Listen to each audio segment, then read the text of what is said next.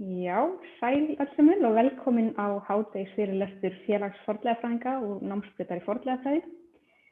Fyrirlestur dagsins Kristborg Þórsdóttir. Hún íslensku- og fornleifafræðingur frá Háskóla Íslands og hefur starfað á Fornleifastofnun Íslands frá árinu 2008. Þar hefur hún sérhæft sig í fornleifaskráningu og í dag ætlar hún einmitt að fjalla skráningu á minjum í fjörðum í Grýtubakkahreppi sem fór fram árin 2018 og 2019. Já, gjörðu svo vel, Kristborg. Já, komið sæl og gleðilegt sumar. Mér langar að byrja á því að þakka Félagi fornleifafræðinga og námsbraut í fornleifafræði við Háskóla Íslands til að gefa mér tækifæri til að tala fornleifaskráningunni í fjörðum hér í dag. Þetta verkefni mér mjög kært. Það hefur verið krefjandi en að sama skapi dýrmæt og lærdómsrík reynsla. Ég var svo heppin að hafa frábært samstarfsfólk með mér í þessu ævintýri, þau Stefán Ólafsson og Ragnheiður Gló Gylfadóttur, en hún tók allar þessar frábæru drónamyndir sem þið eftir að fá að sjá hérna eftir. Fornleifaskráning í fjörðum var fjármögnuð með styrkjum frá Fornminjasjóði og Grýtubakkahreppi og fór fram sumurinn 2018 og 2019. Fjörður nafn á landsvæði í Grýtubakkahreppi sem á Gjögraskaga á milli Flateyjardals og Eyjafjarðar, en innan þess Keflavík vestast, svo kemur Þorgeirsfjörður og Hvalvatnsfjörður austast. En til þess að koma ykkur aðeins inn í aðstæðurnar og landslagið í fjörðum ætla ég að byrja á því að sýna ykkur þetta þrívídda líkan á svæðinu, þar sem horft inn til lands af sjó, en ofan á líkanið búið að leggja gamalt kort af svæðinu. Nú, vestast í fjörðum var bærinn Keflavík og í Þorgeirsfirði voru Botn, Hóll og Þönglabakki. Þetta svæði var skráð 2018 en minjar í Hvalvatnsfirði voru skráð 2019 og þar lögubýlin Arnareyri, Brekka, Tindriðastaðir, Þverá, Kussungstaðir, Kaðastaðir og Gil. Að auki voru skráðar minjar á Jórunnarstaðaafrétti í Hvalvatnsfirði og ferðaleiðir sem lágu yfir fleiri en eina jörð. Byggðin í fjörðum fór endanlega í eyði árið 1944 þegar síðustu fjölskyldurnar fluttust burt, en þessi óumflýjanlega þróun hófst aldamótin 1900 þegar fyrstu bæirnir fóru í eyði á afskekktustu og harðbýlustu jörðunum á Gili og í Keflavík. En vegna þess hversu snemma byggðin fór í eyði og hversu afskekkt hún hefur lítið sem ekkert nútímarask orðið þar. Þar var ekki vélvæðing í landbúnaði og það aðeins einn vegslóði sem liggur inn á svæðið út eftir austanverðum Hvalvatnsfirði. Að öðru leyti svæðið óraskað og eitt af fáum slíkum svæðum á landinu. Ekkert stöðvar hins vegar náttúruna og eyðileggingarafl hennar og það talsvert landbrot af völdum sjávar í fjörðum og á vatnasviði ánna sem renna svæðið. Upphaflega var gert ráð fyrir að klára að skrá allar fjörðurnar á einu ári og út frá fyrirliggjandi heimildum var áætlað að á svæðinu væru 260–300 minjar, en þá var búið að gera ráð fyrir talsverðri aukningu minja á vettvangi umfram þær upplýsingar sem fengust úr heimildum. Hins vegar reyndist minjafjöldinn miklu meiri en við höfum áætlað og við skráðum 370 minjar bara í Keflavík og Þorgeirsfirði og í Hvalvatnsfirði voru skráðar 500 minjar. Þannig að raunfjöldi minja á svæðinu var 3 sinnum meiri en áætlunin gerði ráð fyrir. Að meðaltali voru því skráðar 80 minjar á hverri jörð og það margfalt meiri minjafjöldi en algengast á jörðum í byggð. Langflestar minjar voru skráðar á kirkjujörðinni í Þönglabakka sem var landmesta jörðin og þar voru skráðar 148 fornleifar. Ég ætla ekki alveg að gera út af ykkur strax með tölfræði en ég kem aðeins aftur að henni síðar í erindinu. En markmið verkefnisins voru fjölþætt. Þau voru að skrá allar þekktar minjar á svæðinu og mæla þær upp með nákvæmum hætti. Mæla strandlínuna framan við sýnilega minjar til þess að hægt sé að fylgjast með landbroti og taka loftmyndir með flygildi eða dróna þar sem aðstæður leyfðu. Og með gagnaöfluninni var markmiðið að fá glögga mynd af búskaparháttum og sögu svæðisins sem hægt væri að kynna og setja í samhengi við aðra sambærilegar eyðibyggðir í landinu. Í fornleifaskráningu leika örnefni stórt hlutverk þegar kemur að því að lesa landið og staðsetja minjar í því. Í eyðibyggð eins og í fjörðum getur verið bæði erfitt og tímafrekt að átta sig á staðsetningu örnefna. ekki síst þar sem miklar breytingar hafa orðið á landinu og þar sem að flestir sem kunnu einhver skil á þeim eru horfnir á braut. Mér finnst mikilvægt að nefna þetta hér til að sýna fram á að við erum ekki bara að staðsetja, mæla upp og lýsa fornleifum, heldur erum við að endurgera menningarlandslag í víðara samhengi, í víðari skilningi og örnefnin eru óaðskiljanlegur hluti þess. Í fjörðum reyndi ég að staðsetja sem flest örnefni með áherslu á þau sem voru mikilvægast fyrir okkar vinnu við fornleifaskráninguna, en líka til þess að geta endurgert landamerkin sem lýst í landamerkjabréfum frá lokum 19. aldar og voru nokkuð á reiki, einkum í Hvalvatnsfirði. Það eru lítið sem engin mannvirki á landamerkjum í fjörðum og víðast miðað við fyrirbæri náttúrunni eins og gil, fjallseggjar, læki, steina og svo framvegis, en þó forngarður á merkjum milli Brekku og Arnareyrar, það reyndar líka lækur, og heimildir eru vörður á nokkrum stöðum, einkum á eylendinu í Hvalvatnsfirði. Af þeim tókst okkur að staðsetja eina torflánavörðu á merkjum milli Tindriðastaða og Þverár. En á þessu korti sem þið sjáið hérna ég búin að merkja inn slatta af örnefnum og teikna landamerki með hvítum línum og mér langaði bara til að sýna ykkur þetta kort til þess að þið fengið aðeins tilfinningu fyrir þessum hluta vinnunnar sem mjög mikilvægur en oft vanmetinn. En í fjörðum hefur búseta hafist fyrst og haldist lengst á 10 jörðum sem eru, og ég undirstrikar hérna, Keflavík, Botn, Hóll, Þönglabakki, Arnareyri, Brekka, Tindriðastaðir, Þverá, Kussungsstaðir og Kaðalstaðir. Þönglabakka fyrst getið í heimildum á seinni hluta 13. aldar, en allra hinna jarðanna getið í kirkjumáldögum frá 1318. Í Landnámu svæði sem stuttlega getið, en það sagt að Þorgeir nokkur hafi numið Þorgeirsfjörð og Hvalvatnsfjörð. Og fjörðurnar voru ekki hluti af sögusviði fornsagna, en þó Arnareyri nefnd í Finnbogasögu Ramma og hún varðveitt í Möðruvallabók frá miðri 14. öld. Sjálfstæð heimild aldur byggðar í Keflavík brot úr kambi sem fannst í byggingu sem var rannsökuð árið 2002, en það hefur verið aldursgreint til fyrri hluta tímabilsins 1150 til 1300. Það var sóknarkirkja á Þönglabakka og á grunnsýningu Þjóðminjasafnsins patína úr silfri sem talin vera íslensk smíð frá 12. öld og hún kemur úr Þönglabakkakirkju. Það eru einnig heimildir að bænhús hafi verið í Keflavík og almennt talið að kirkjur hafi verið reistar skömmu eftir kristnitöku og þær eru því oftast heimild forna byggð. Út frá þessum upplýsingum sem hér hafa verið raktar má ætla að upphaf byggðar í Keflavík og Þorgeirsfirði megi rekja aftur til 10. aldar og það mjög líklegt að það megi einnig gera í Hvalvatnsfirði. Þá sennilegt að þær jarðir sem eru næstar sjó hafi byggst allra fyrst en hinar komu svo í kjölfarið. En auk þeirra lögbýla sem þegar hafa verið nefnd var á seinni öldum einnig lögbýli á Gili, Innstabæ í Hvalvatnsfirði. Það hérna alveg neðst á kortinu. Jarðarinnar fyrst getið í heimildum sem veita sé í jarðabók Árna Magnússonar og Páls Vídalín 1712. Í jarðabókinni þá einnig getið Jórunnarstaði, fornt eyðibýli innarlega í Hvalvatnsfirði og Húsveinsstaði sem þá hefði verið í eyði 20 ár og á milli Kaðalstaða og Jórunnarstaða.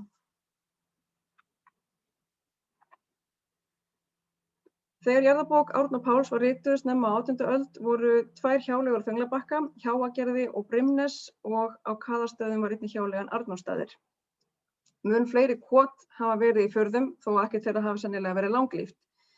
Í landi Keflavíkur var býli Litla Keflavík í austanverðum Keflavíkurdal. Það ekki þekkt býli í landi Botns en það kann að hafa verið býli á selstæði jarðarinnar á einhverjum tímapunkti og það hérna á þessu stað sem örinn Á Hóli eru nokkuð fornlegar býlistóftir litlu suðvestan við heimatúnið og Brandsgerði var þar vestast í heimatúninu þar sem síðar voru byggð stór fjárhús. En það eru fleiri gerði sem kennd eru við bæði konur og menn í fjörðum. Á Þönglabakka Káragerði þar sem talsverðar mannvirkjaleifar eru frá ýmsum tímum en yngstu mannvirkin eru Kálgarður og Beitarhús. Og á Þönglabakka var einnig búið í nokkur ár í útvegshúsum snemma á 20. öld.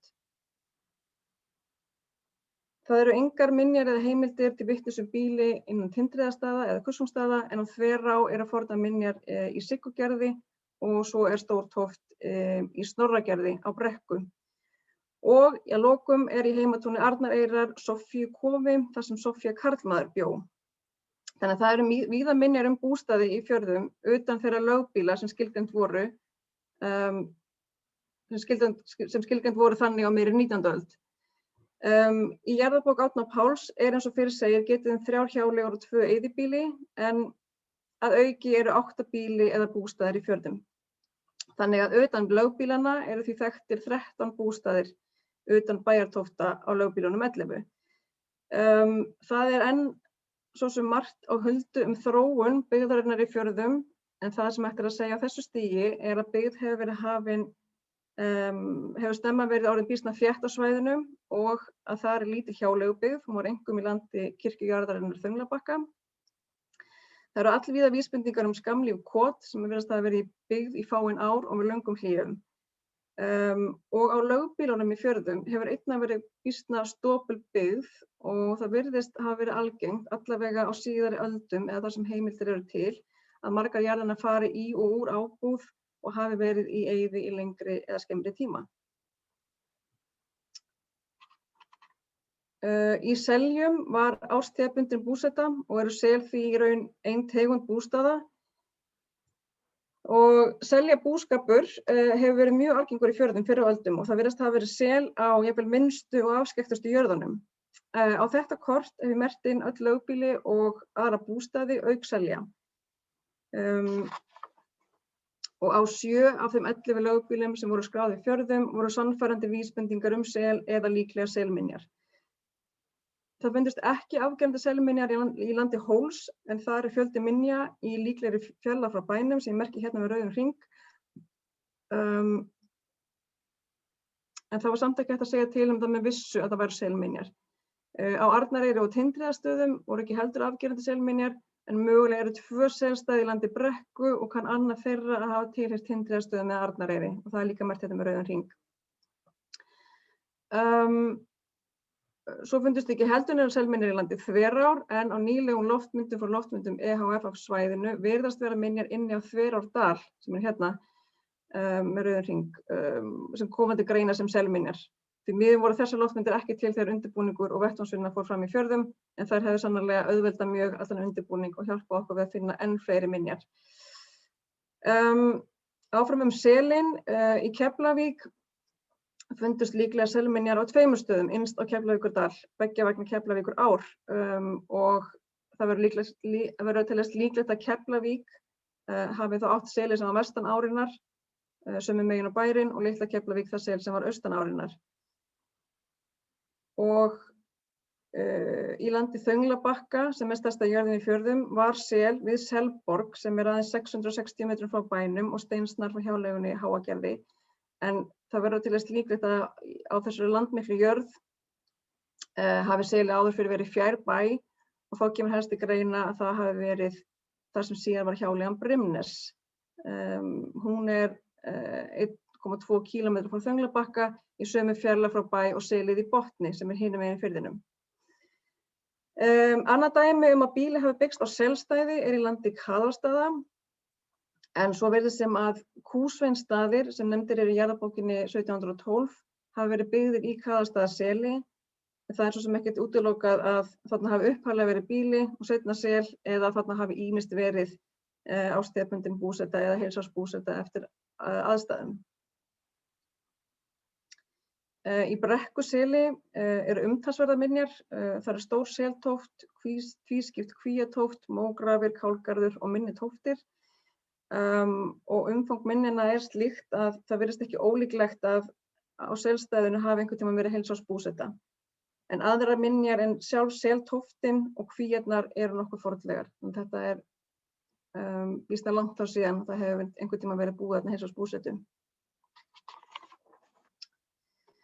Það kom verulega óvart að við skildum finna minjar sel á Gili og Jórunnarstöðum sem eru innstu bæir í Hvalvatnsfirði. Í selinu á Gili eru 2 seltóftir, hvor upp á annarri og á selstæði Jórunarstaða seltóft og lítil fjárborg eða gjafarhingur og ofan í þá tóft hefur verið hlaðið heystæði á seinni öldum og fleiri samtíða heystæði eru á Selstæðinu.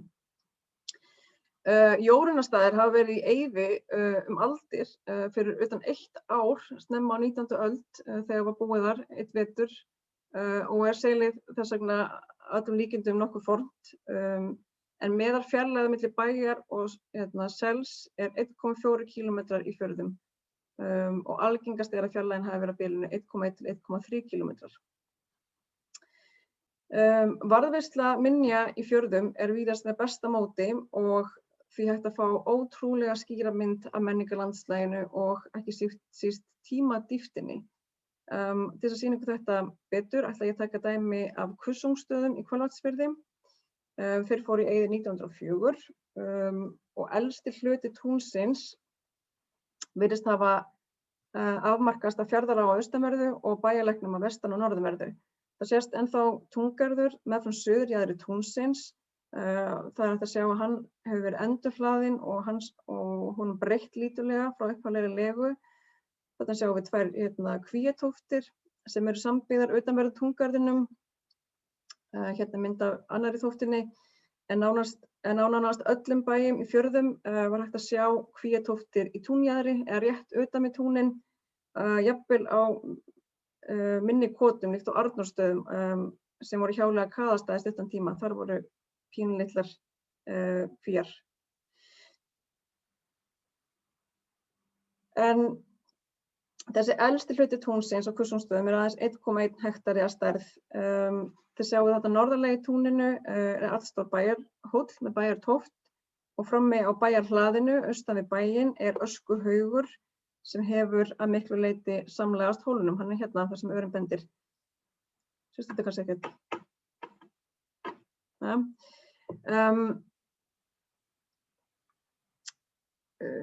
Já, og allstaðar í fjörðum þá háttar eins til á bæjarstæðunum, þó þetta með tilbrigðum og bæjarhólarnir eru mjög stórir. Það ein undantekning á þessari reglu, það á Arnareyri og ég mun fjalla það nánar á eftir. En það sjást mjög víða merki þess að það hafi verið grafið úr bæjarhólnum eða þá í raun úr öskuhauginum og má ætla að það hafi verið gert til að ná í áburð á túnin.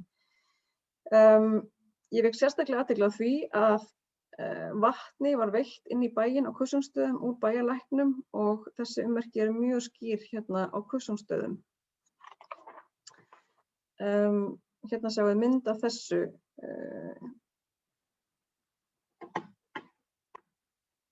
Sjáum við öruna núna. Allavega, hérna bæjarlækurinn og hér renna inn að tóftinni, hér hefur verið brunnhús og svo aftur út frá henni. En það eru þessi samsvarandi mannvirki og víða mun umfangsmeiri sem sjást á öllum lögbýlum í fjörðum að kaðastöðum undanskildum. Og sem dæmi má nefna að í Brekku var vatni veitt eftir skurði handgrafnum skurði auðvitað sem 350 metrar langur og vatni var einnig veitt mjög langan veg að Arnareyri. Já, og það eru fleiri dæmi þetta. Og á Kussungsstöðum má einnig sjá óljósar traðir að bænum og þið sjá hérna rennu hérna eða skurð sem liggur frá bænum og fram af túninu ofan í Fjarðará og hann hefur verið notað til að veita vatni eða úrgangi frá bænum. Það ekki til túnakort fyrir Kussungsstaði af því að bærinn fór svo snemma í eyði, þannig að við vitum í rauninni ekki hvaða hús voru í notkun á síðasta búsetuskeiðinu. En í elsta hluta túnsins eru annars vegar alveg útflattar útihús og tóftir þar sem sjást aðeins þústir. Þetta hérna síðst í túninu, hérna síðst. Og hins vegar sjást mjög signar tóftir sem hafa verið farnar úr notkun áður en bærinn fór í eyði og hafa ef til vill verið sléttaðar í túnið. En túnið hefur síðan seinna meir verið fært hressilega út til vesturs og þar eru yngstu útihúsin, meðal annars stór fjárhúsasamstæða, auk annarra útihúsa, heystæða og brotakenndra minja. Ef við þysum síðan aðeins út, sjáum við talsvert ólíkar og eldri minjar utan við túnið. Sunnan við túnið fornlegur garður sem afmarkar allstórt svæði, ef til vill nátthaga. Innan þess eru fornar minjar en líka yngri minjar og frá suðvesturhorni elsta hluta túnsins liggur svo forngarður í sveig upp í brekkur vestan við túnið og langleiðina farvegi Þverár sem skilur á milli landa Kussungstaða og Þverár. Og þessi garður hefur líklega afmarkað heimahaga jarðarinnar. Nyrst á þessu svæði sjáum við 2 stórar réttartóftir. Þetta eru rúningsréttir sem voru notað eftir að byggðin fór í eyði og farið var að nýta svæði sem afrétt. Þarna sjáum við líka stórt mógrafasvæði. Ég ætla að sýna ykkur annað dæmi varðveislu minja í fjörðum og það frá Arnareyri, nyrst í vestanverðum Hvalvatnsfirði. Þar hefur minjum ekki verið raskað af mannavöldum svo veit að sé, en það er gríðarlega mikið landbrot og þar hafa miklar breytingar orðið á landinu. Í minjunum sem þar eru hægt að sjá hvernig fólk sem þarna bjó brást við þessum breytingum og aðlagaði sig. Túnið á Arnareyri er afmarkaða hluti af túngarði og það má sjá að túnið hefur verið fært út að minnsta kosti í tvígang og má ætla að það hefur verið gert til þess að bregðast við minnkandi túni af völdum landbrots. Ég setti þarna inn númer við garðana til þess að sýna staðsetningu þeirra og aldursröð. Elsti hluti túnsins sem enn sést er 0,6 hektarar, þannig ekki stórt tún, en með útfærslum er það 1,4 hektarar. Það er engin leið að vita hversu stórt túnið hefur verið á Arnareyri í öndverðu eða hversu mikið af því eða minjum innan þess hafa þegar farið forgörðum. En í jarðabókinni frá 1712 þess getið að þá þegar sé stór hluti túnsins eyðilagður af sandfoki og landbroti. Á þessu korti sem við sjáum hérna má sjá minjar í túninu ofan á túnakorti frá 1918. Á því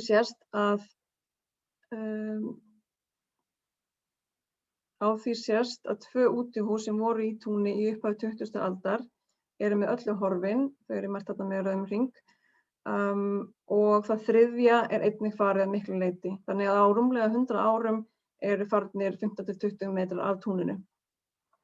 Og í Rofsári í fjörunni sjást miklar mannvistarleifar og þar sem þetta útihús sem er horfið að hálfu, þar má sjá mikið magn af fiskibeinum ofarlega í rofsniðinu, talsvert miklu neðar þykkt kolalag. Þannig að þarna því minjar af brotni sjó sem segja sögu jarðarinnar langt aftur í aldir. En líkt á Kussungsstöðum er enn margt að sjá af minjum í túninu á Arnareyri þrátt fyrir mikið landbrot og þrátt fyrir það að það hafi borist mikið á grjóti og rekaviði inn á túnið. Það er meðal annars stór tóft sem heitir að líkindum Sofíukofi og síðan sjálf bæjartóftin. Ólíkt öðrum bæjarstæðum lögbýla í fjörðum, þá er ekki stór bæjarhóll á Arnareyri og það vekur upp spurningar það hvort að bærinn hafi verið fluttur undan ágangi sjávar og hvort að upphaflega bæjarstæði sé þá horfið. Við suðurhóll bæjartóftarinnar sést mögulegur öskuhaugur og frá bænum liggur brunngata að 2 brunnum. Ég nefndi hérna áðan að vatni var veitt langan veg eftir skurði að bænum á Arnareyri og það kann að hafa verið gert eftir að sjávar og vatnsstaða breyttist í kringum túnið og vatn í brunnunum hefur kannski spillst. Þarna sjáum við utan við túnið Kvíatóftin og þannig mætti áfram telja. Og hérna ætla ég síðan að sýna ykkur bara frábæra mynd af túninu þar sem hægt er að dásta allir þessari fegurð. En landbrot ógnar minjum víðar en á Arnareyri og líklega er ástandið einna verst í Keflavík, vestast í fjörðum. Þar er bæjarhóll og bæjartóft að brotna í sjó fram og telja þeir sem ég hef rætt við og þekkja vel til á svæðinu að á síðustu 50-60 árum séu farnir margir tugir metra af landi fram við bæinn í Keflavíkinni. Þannig að það er líklegt að minjar séu þegar horfnar vegna landbrots. Hérna sjáum við hvernig þetta lítur út, annars er hrikalegt á að horfa. Og þessi mynd er tekin hérna utan á sjó. Heimildir geta heimræði á öllum jörðum sem áttu að landa sjó í fjörðum og það voru að auki að líkindum verbúðir á kaðarstöðum og botni. En það er skemmst frá því að segja að það eru nánast engar minjar sjósókn sem fundust við fornleifaskráningarnar í fjörðum og þær hafa væntanlega allar horfið vegna landbrots.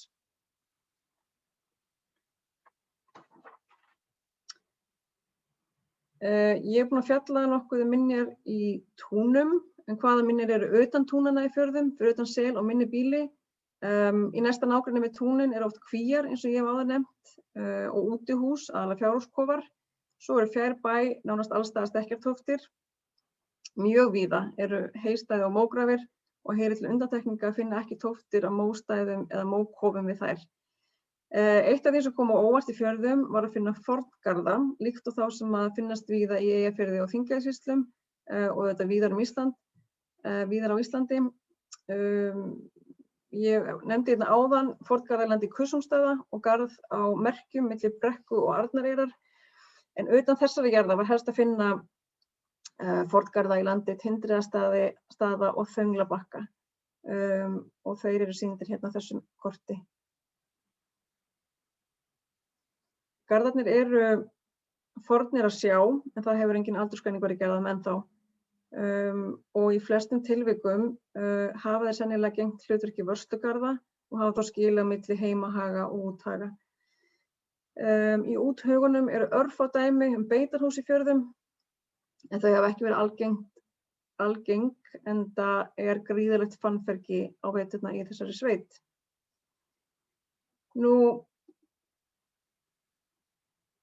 Fornleifaskráningin í fjörðum er sýnidæmi það hversu mikið er af minjum í landinu í raun og veru. Ég ætla ekki að halda þér fram að við höfum skráð allar minjar á svæðinu, en ég held samt að við höfum náð þeim langflestum, fyrir utan auðvitað þær minjar sem eru horfnar vegna rofs og landbrots eða sjást ekki lengur og er ekki getið í heimildum.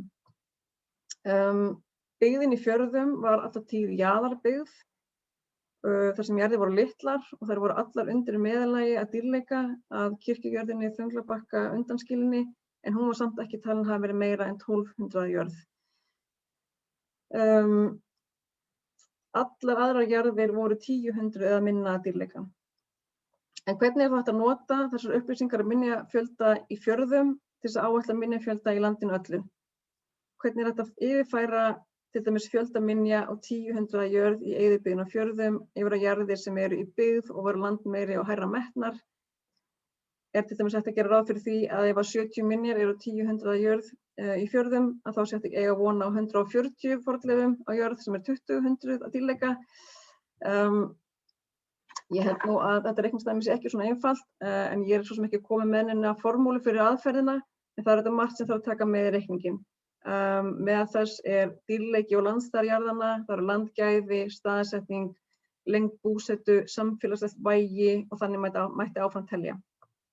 En til þess að byrja með þá var hægt að ganga út frá því að lágmarksfjöldi minja á bújörð sem hefur verið byggð aldir sé milli 60 og 80 talsins.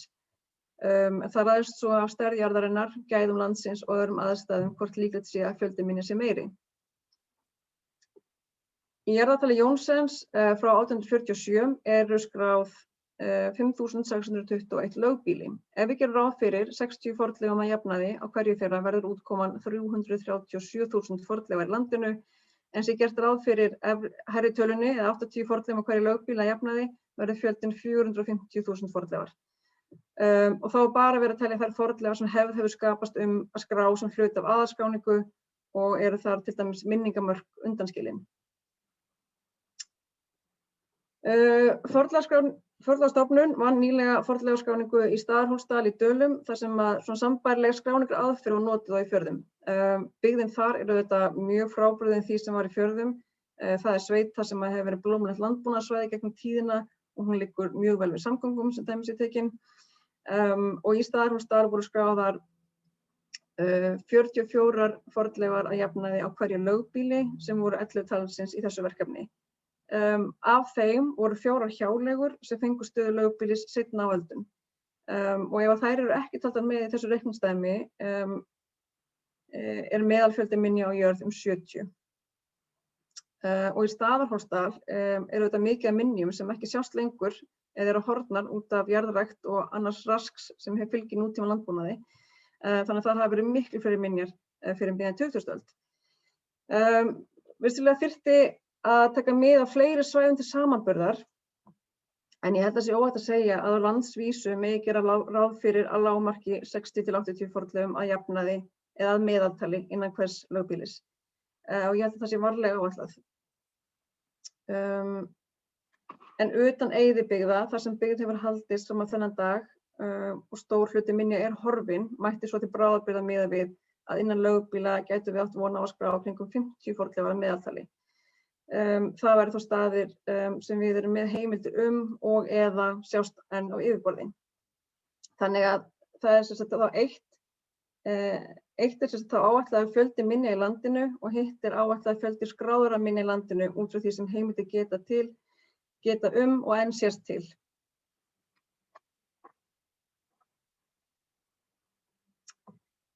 En fjörður er ekki eina lítt snortna eyðibyggðin á Íslandi. Við eigum enn nokkur þannig svæði, en það þarf að gera gangskör í því að vinna sambærilega grunnskráningu þar og við gerðum í fjörðum.